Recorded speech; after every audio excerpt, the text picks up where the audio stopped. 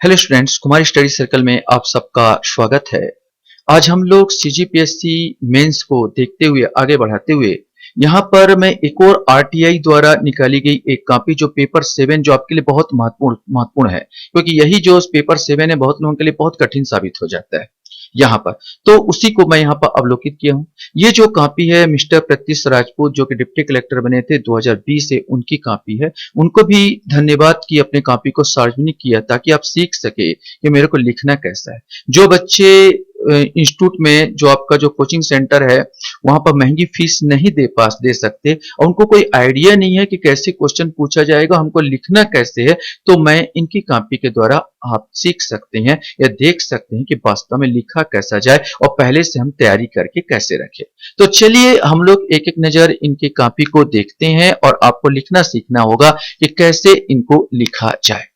तो ये जो पहला जो चैप्टर आया था भाग 1 पार्ट 1 में कल्याणकारी विकासात्मक कार्यक्रम कानून से संबंधित होगा। आप जानते हैं इसमें क्वेश्चन पूछा गया था महात्मा गांधी की 150वीं वर्षगांठ पर राज्य शासन द्वारा लागू की गई नवीन योजनाओं के नाम लिखिए। देखो, नाम लिखने का बोला तो आप केवल नाम लिखिए सर, और कुछ मत लिखने का। सीधा इन्होंने भी नाम लिख दिया था 1 2 3 4 मुख्यमंत्री सुपोषण योजना, मुख्यमंत्री शहरी स्लम स्वास्थ्य योजना, मुख्यमंत्री हाट बाजार क्लिनिक योजना, मुख्यमंत्री वार्ड कार्यालय योजना। इनको 2 में 2 नंबर चला गया।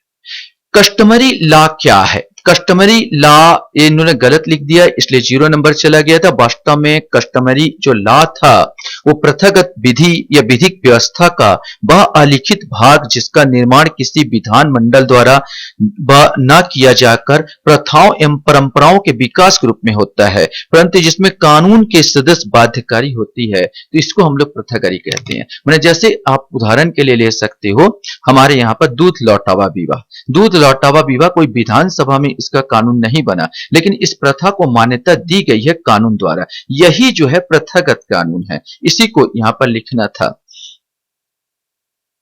इसके बाद आता है जिला फोरम। यहां पर जिला फोरम कि कितनी राशि की क्षतिपूर्ति का दावा किया जा सकता है, ये क्वेश्चन था। तो सिंपल सा, आप जितना पूछा गया था इनमें 1 करोड़ रुपए तक, तो 1 करोड़ रुपए इन्होंने लिखा, पूरा 2 में 2 नंबर गया। दंड प्रक्रिया संहिता 1973 की धारा 200 के अंतर्गत फरियाद कहां किया जाता है? यद्यपि इन्होंने जिला न्यायालय लिखा जिसमें कट गया। जो धारा जो है 200 के तहत 1973 के तहत अगर बात किया जाए तो मजिस्ट्रेट के पास किया जाता है। यहां पर बोलता है दंड प्रक्रिया संहिता धारा 200 के अंतर्गत मजिस्ट्रेट को निजी फरियाद या आवेदन पीड़ित पक्षकार द्वारा किया जाता है। जिला न्यायालय नहीं किया जाता, इसलिए इनको 0 नंबर दिया गया।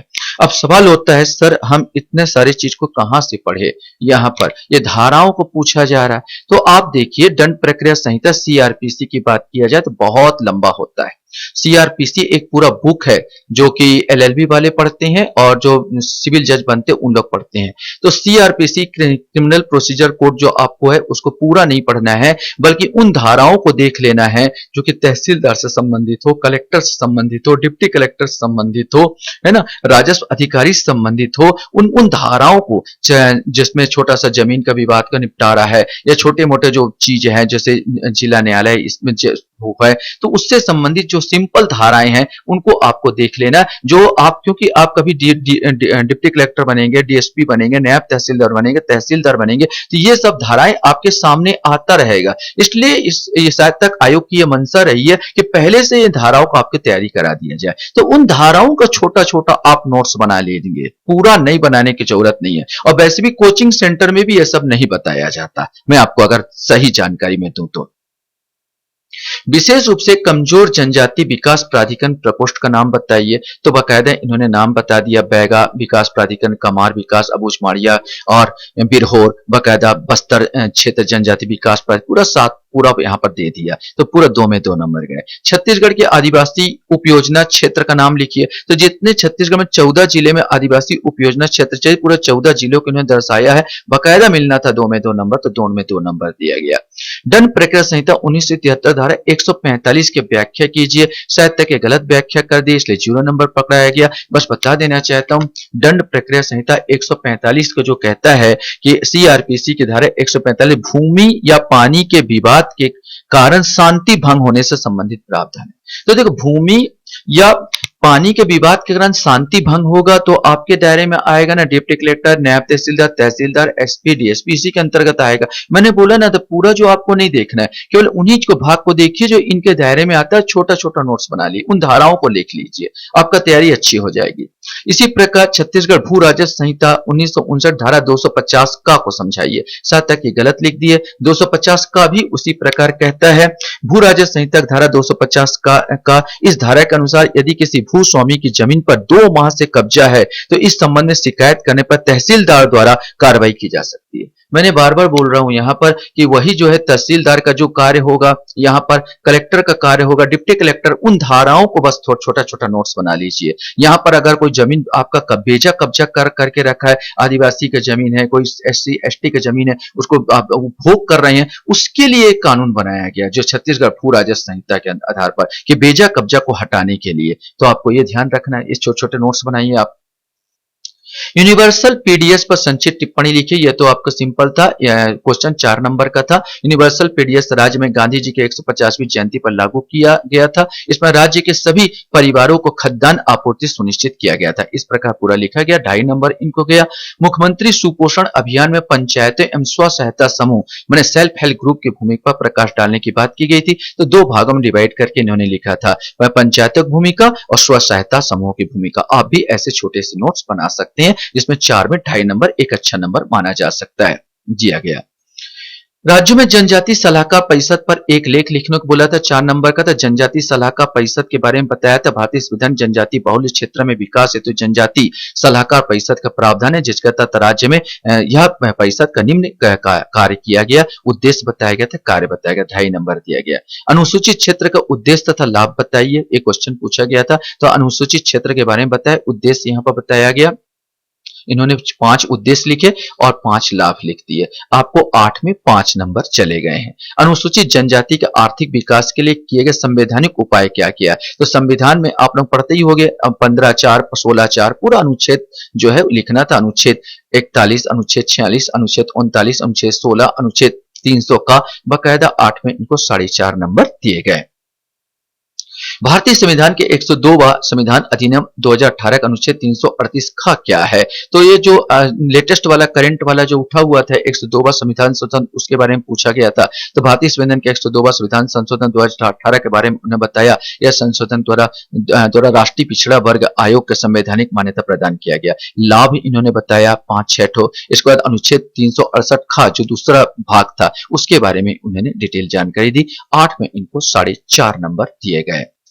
छत्तीसगढ़ शासन आदिम जाति अनुसूचित जाति विकास के दायित्व एवं कार्य पर प्रकाश डालिए। पहले देख ले, इस खंड में दिए गए 2 प्रश्नों में से कोई एक प्रश्न को उत्तर देना था।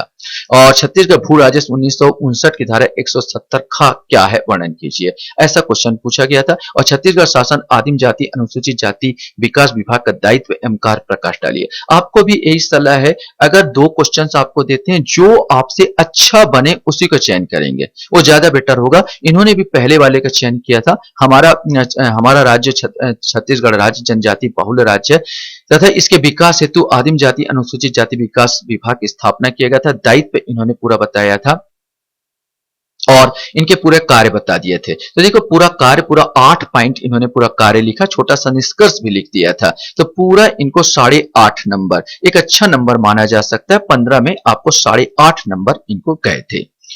इसके बाद दूसरा पार्ट था अंतर्राष्ट्रीय राष्ट्रीय खेल घटना संगठन संबंधित है। संयुक्त राष्ट्र संघ के 6 प्रमुख अंगों का नाम, पूरा इन्होंने अंगों का नाम लिख दिया, 1.5 नंबर गए थे। संयुक्त राष्ट्र संघ के आर्थिक सामाजिक परिषद संगठन को समझाइए, तो बकायदा इन्होंने छोटे से चीज में संगठन बताया, नियुक्ति बताया, पद मुक्ति बताया, अध्यक्ष यहाँ पर पूरा इन्होंने ऐसे पॉइंट आप भी ऐसे छोटा सा नोट्स बना सकते हैं और लिख सकते हैं। इनको 1 नंबर तक गए थे। 2 में 1 नंबर इनको दिया गया था। क्रिकेट के खेल में फॉलो ऑन को स्पष्ट किया, तो फॉलो ऑन को बताया गया था। फॉलो ऑन कब दिया जाता है, कैसे दिया जाता है, तो इसमें आपने दिया। तो यह क्रिकेट के टेस्ट मैच में होता है। ये पहले बल्लेबाजी करने वाले टीम के द्वारा बनाए गए कुल रनों का आधे से अधिक यदि दूसरे टीम ने ना बना पाए तो पहली टीम दूसरी टीम को पुनः बैटिंग करने बुला सकता है। इसे ही क्या कहते हैं, फॉलो ऑन कहा जाता है। नेक्स्ट क्वेश्चन था विश्व स्वास्थ्य संगठन पर टिप्पणी लिखने को बोला गया था। यह भी 2 नंबर का था, तो स्थापना बताया गया। देखिए बनाने का तरीका बहुत सुंदर था। स्थापना 1948, कार्य प्रारंभ बताया 1 अप्रैल 1948, मुख्यालय बता दिया और कार्य बता दी। ये सारे चीज एक छोटे से चीज में समाहित करने की कोशिश की गई है। ये बहुत अच्छा, इस प्रकार आप भी बना सकते हैं। ऐसा नहीं लिखा स्थापना, अपने आप शब्द बचाने की कोशिश की गई है, डायरेक्ट लिखा 1948, यहाँ पर लिखा गया इसकी स्थापना 1948 में हुई थी। इस प्रकार पूरा लाइन न खपा के केवल एक ही लाइन में तीनों चीज को देने की कोशिश किया गया। 1948 कार्य प्रारंभ और मुख्यालय, इस प्रकार सब देने की कोशिश की। 1.5 नंबर इनको दिया गया।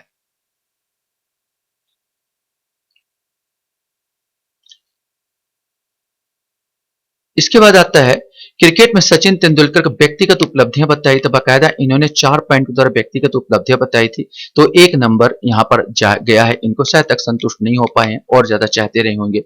अच्छा, यहाँ पर ब्रेक्जिट पर संक्षिप्त टिप्पणी लिखी। तो ब्रेक्जिट पर इन्होंने संक्षिप्त टिप्पणी लिखा था कि ब्रेक्जिट यूरोपीय यूनियन ब्रिटेन का अलग होना। मैंने यूरोपियन यूनियन से जब ब्रिटेन अलग हुआ, बाहर गया, तो उसी को ब्रेक्जिट कहा जाता था। ब्रेक्जिट कहलाया। ब्रिटेन यूरोपीय यूनियन से औपचारिक तौर पर 31 जनवरी 2020 इन्होंने सन भी दे दिया, निकला। इसके पश्चात यूरोपीय यूनियन में 27 देश रह गए हैं। तो इस प्रकार इनका 1.5 अंक इनको गया था 2 में। द्रोणाचार्य पुरस्कार का विवेचन कीजिए। तो द्रोणाचार्य पुरस्कार के बारे में इन्होंने बकायदा, द्रोणाचार्य पुरस्कार भारत सरकार द्वारा प्रतिवर्ष विभिन्न खेलों में सर्वश्रेष्ठ प्रशिक्षक कोच को प्रदान किया जाता है। यह पुरस्कार यहाँ पर बोले जाते हैं मुख्यों में समाहित करने के उद्देश्य से दिया जाता है। ठीक है, यहाँ पर। और इस पुरस्कार में प्रशिक्षकों को अपने खिलाड़ियों पर अधिक अधिक प्रतिशत देने के प्रोत्साहन दिया जाता है, माने इन प्रशिक्षण देने के लिए प्रोत्साहन दिया जाता है। तो बकायदा इनको 2 नंबर यहाँ पर दिया गया था। 4 नंबर क्वेश्चन था, 2 नंबर था। शायद तक आप आशा कर रहे होंगे कि और ज्यादा कब स्टार्ट हुआ, क्या हुआ, कितना पुरस्कार दिया जाता है, ये सारी चीज का इन लोग शायद तक एग्जामिनर आशा कर रहा होगा।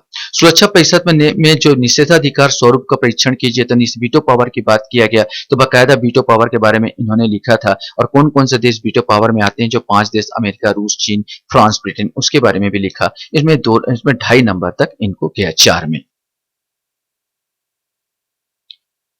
और ऐसे ही क्वेश्चंस आपसे पूछा गया था। पंचशील के सिद्धांतों की समीक्षा कीजिए। तो पंचशील का सिद्धांत में जो था, जो चीन के प्रधानमंत्री चाउ एन लाई और भारत के प्रधानमंत्री जवाहरलाल नेहरू के बीच हुआ था, उनके बारे में बताया गया था। तो उन्हीं के बारे में इन्होंने लिखा था कि 1954 में प्रधानमंत्री पंडित जवाहरलाल नेहरू और चीन के प्रधानमंत्री जो है चाउ एन लाई के मध्य जो हुआ था और क्या क्या सिद्धांत दिया था, इसके बारे में लिखा था। इनको 1.5 नंबर दिया गया था। शायद तक संतुष्ट नहीं हो पाए क्योंकि सिद्धांत की समीक्षा करने की मांग कर रहे थे।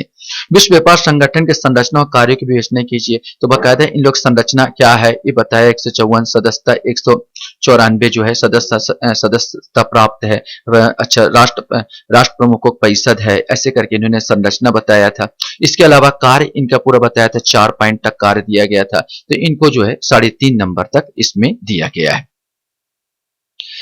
ये क्वेश्चंस 8 नंबर क्वेश्चंस थे। इसके अलावा क्रिकेट खेल में व्हाइट बॉल का विवेचना कीजिए। तो व्हाइट बॉल के बारे में बाकायदा बताया, चित्र बना के देखो इन्होंने बताया। चित्र भी बताया गया था कि अगर बॉल इनसे जो निशान लगा इससे बाहर निकल जाए, या क्या बोलना चाहिए, जो खिलाड़ी को ऊपर से निकले यहाँ पर, तो एम्पायर व्हाइट बॉल दे सकता है। और व्हाइट बॉल में एक्स्ट्रा पूरा इन्होंने बताया कि व्हाइट बॉल में एक्स्ट्रा बॉल भी दिया जाता है करके पूरा लिखा है। तो इनको 3 नंबर यहाँ पर गए थे यहाँ पर। तो 8 नंबर में 3 नंबर, पता नहीं और क्या मांग कर रहे थे, मैं नहीं जानता। यहाँ पर लिखे तो बहुत अच्छे थे। इस खंड में कुल दिए गए प्रश्न में से कोई एक प्रश्न का उत्तर देना। अब 2 प्रश्न यहाँ पर फिर दिया था। कोरिया युद्ध 1950-53 संयुक्त राष्ट्र संघ की भूमिका का परीक्षण करना था और मानवाधिकार का सार्वभौम घोषणा का साम्यवादी निरंकुश शासन का मानवाधिकार आयोग की भूमिका की समीक्षा कीजिए। तो आपको मैं पहले ही बताया, जब भी आपको चयन करना हो तो आपको देख सकते हैं कि आप कौन सा अच्छा बना सकते हैं, उसी पर फिर आपको देना है। ये 10 नंबर के क्वेश्चंस थे। इन्होंने सेकंड वाले मानवाधिकार सार्वभौम घोषणा में साम्यवादी निरंकुश शासन में मानवाधिकार आयोग की भूमिका की समीक्षा कीजिए, इस पर इन्होंने बनाया था। तो इन्होंने मानवाधिकार आयोग की स्थापना यूएनए द्वारा की गई थी। मानवाधिकार सार्वभौम घोषणा की भूमिका, यहाँ पर मानवाधिकार निरंकुश शासन की भूमिका के बारे में इन्होंने लिखा था। तो ये 10 में इनको 3.5 नंबर दिए थे। शायद तक एग्जामिनर और ज्यादा आशा कर रहे होंगे, यहाँ पर जो संतुष्ट नहीं हो पाए क्वेश्चन से, तो आप हो सकता है कि आपको देखना चाहिए कि क्वेश्चंस में क्या पूछा गया है। तो सार्वभौम मानवाधिकार के सार्वभौम घोषणा में साम्यवादी निरंकुश शासन में मानवाधिकार आयोग को भूमिका की समीक्षा आपको करना था। यहाँ पर भूमिका बांध के उसकी समीक्षा की जानी थी। इन्होंने हालांकि बताने की कोशिश की मानवाधिकार सार्वभौम घोषणा में भूमिका और मानवाधिकार निरंकुश शासन में भूमिका, ऐसे करके हेडिंग डाल दिया गया, क्योंकि एक ही में आपको देने की कोशिश करनी थी शायद तक। इसके बाद हम चलते हैं अंतर्राष्ट्रीय एवं राष्ट्रीय शैक्षणिक संस्थाएं मानव विकास में योगदान पर। इन्होंने जो क्वेश्चन बनाया था, इसमें आप देखते हैं मानव विकास सूचकांक के प्रमुख घटक कौन सा था। बाकायदा लिखा था शिक्षा, जीवन प्रत्याशा, प्रति व्यक्ति आय। ठीक है, भारत का जो है मानव विकास में क्या योगदान वो भी बता देता, अंक कितना मिला। ये 2 में 2 नंबर गए थे। विश्वविद्यालय अनुदान आयोग का विजन क्या है, उद्देश्य पूछा गया था, विजन के लक्ष्य जो भी है। तो यहाँ पर देश में जो उन्होंने बताया था 4 पॉइंट इन्होंने दिए थे, 1 नंबर इनको गए। सामान्य स्थिति बेरोजगारी क्या है, एक क्वेश्चन पूछा था। तो इन्होंने लिखा जरूर था, लेकिन यहां पर 0 नंबर देने का कारण यह था कि जो लिखा है इसमें 183 दिन है, इन्होंने लिख दिया था 180 दिन। बस गलती यही हो गया था कि जो सामान्य स्थिति बेरोजगारी हुआ है, जो 183 दिन तक बेरोजगार रहे और 100 वो काम तो करना चाहते, लेकिन 183 दिन तक उसको काम ना मिले, तो उसमें जो वो था समय था 180 दिन, ये गलत था, 183 दिन। इसके कारण इसको 0 नंबर चले गए। औद्योगिक प्रशिक्षण संस्थान में किन छात्रों को प्रवेश दिया जाता है, इन्होंने 10वीं लिखा है। वास्तव में देखो जो आधा नंबर दिया 2 में, वास्तव में 8वीं से लेकर 12वीं तक का, 8वीं से लेकर 12वीं तक का दिया जाता है। यहाँ ये छोटे छोटे भूल में ही आपको देखना है कि नहीं करना है, वहां पर जाके तो अच्छा नंबर और पा सकते हैं आप। यहां पर है शिक्षा के अधिकार से आशय क्या है। तो शिक्षा का अधिकार से आशय बताया गया था अनुच्छेद 21 का में तहत मूल अधिकार है, इसके तहत 6 से 14 वर्ष के बच्चों को शिक्षा प्राप्त करने का अधिकार है। ये दिया गया, पूरा 2 में 2 नंबर दिया गया। छद्म बेरोजगारी का अर्थ इन्होंने बताया था कि छद्म बेरोजगारी जब किसी उत्पादन कार्य में लगे हुए व्यक्ति का सीमांत उत्पादकता शून्य होता है, अर्थात उसके द्वारा किए जाने वाला उत्पादकता में कोई परिवर्तन नहीं होता, तो उसे हम छद्म बेरोजगारी कहते हैं। ठीक है, यहाँ पर अब एक जगह खेत है, खेत में मान लो मेरे को 5 आदमी जरूरत है, अब 15 आदमी पूरा काम कर रहे हैं, मतलब कोई नहीं निकल रहा है, ये छद्म बेरोजगारी का ही रूप हो जाता है। इसके बाद आता है आपका 7वां नंबर, जननांकी लाभ का अर्थ बताइए। तो जननांकी लाभ बताया था जब कार्यशील जनसंख्या आश्रित जनसंख्या में ज्यादा होता है, अर्थात कार्य करने वाले की संख्या अधिक होती तो उसे जननांकी लाभ कहते। पूरा 2 में 2 नंबर गया था और बाकायदा इन्होंने बता सूत्र से समझा दिया था, ये अधिक चिन्ह देके ना। राष्ट्रीय अध्यापक शिक्षा परिषद की स्थापना की गई है। राष्ट्रीय अध्यापक शिक्षा परिषद की स्थापना क्यों की गई है, तो 4 कारण इन्होंने दिए थे, बाकायदा क्यों की गई, तो 1.5 नंबर इनको दिया गया। कस्तूरबा गांधी बालिका विद्यालय की स्थापना का महत्व बताइए, तो बाकायदा सीधा महत्व लिख दिया और सीधा इन्होंने 6 पॉइंट इनका महत्व दिए थे, पूरा 1.5 नंबर इनको गए थे। अखिल भारतीय तकनीकी शिक्षा परिषद का मुख्य कार्य बताइए, तो सीधा कार्य लिखना, 7 पॉइंट इन्होंने कार्य दिया था, बाकायदा 4 नंबर क्वेश्चन था, 3 नंबर इनको गए, बहुत अच्छा नंबर बोला जा सकता है। भारतीय प्रौद्योगिकी संस्थान IIT प्रवेश प्रक्रिया को बताइए, तो बाकायदा देखिए केवल आधा नंबर काटा है, 4 में 3.5 नंबर तक इनको गया। स्नातक में प्रवेश पूरा जो वो मेंस जो परीक्षा होता है, JEE मेंस जो देते हैं आप लोग, वहां पर स्नातकोत्तर प्रवेश में जो होता है JETC TC के द्वारा जो दिया जाता है, तो बाकायदा दर्शाया, इसलिए 3.5 नंबर तक इनको गया। बालिका शिक्षा का महत्व बताइए, बाकायदा बालिका शिक्षा का उन्होंने 7 पॉइंट महत्व दर्शाए हैं। बालिका शिक्षा के प्रयास भी बता दिए साइड में इन्होंने, इनको 4 में 3 नंबर इनको चले गए, बहुत अच्छा नंबर कहा जा सकता है।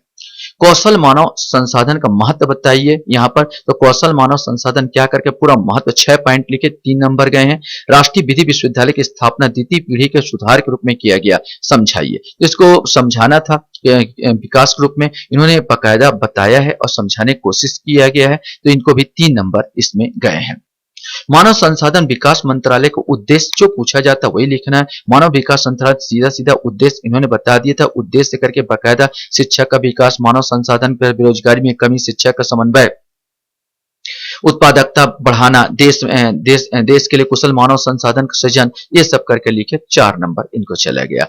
एक समान प्राथमिक शिक्षा का अभिप्राय का महत्व बताइए। तो समान प्राथमिक शिक्षा बताया था, इसका अभिप्राय है कि 6 से 14 वर्ष से सभी बच्चों को समान शिक्षा और कुशलता प्रदान करना। ठीक है, तो यहाँ पर पूरा यूएनए के अनुसार इन्होंने बताया, मैंने इसके अनुसार समान प्राथमिक शिक्षा के अनुसार बताया, यूएनए के अनुसार इन्होंने बताया, पूरा महत्व इन्होंने लिखा यहाँ पर, और इनको 4 नंबर गए। इस खंड में दिए गए प्रश्न में कोई एक प्रश्न बनाना है, इसमें 2 दिया गया, 15 नंबर के हैं। नई शिक्षा नीति 2020 का कौशल विकास और शिक्षा गुणवत्ता संबंधी महत्व बताइए और भारत सरकार के वर्तमान रोजगार नीतियों पर प्रकाश डालिए, इस पर आपको देना है। तो इन्होंने जो दिया है, किसी भी देश के रोजगार आर्थिक माने यहाँ रोजगार माने वर्तमान रोजगार नीतियों पर इन्होंने गौर किया, जो आपसे बन पड़े, जो अच्छा बने उसी को लिखना चाहिए। जैसे इन्होंने रोजगार नीति बताया, मनरेगा के तहत जानते थे, राष्ट्रीय आजीविका कार्यक्रम, यहाँ पर प्रधानमंत्री मृदा योजना, प्रधानमंत्री स्वरोजगार योजना, प्रधानमंत्री कौशल विकास योजना, ठीक है, स्टार्ट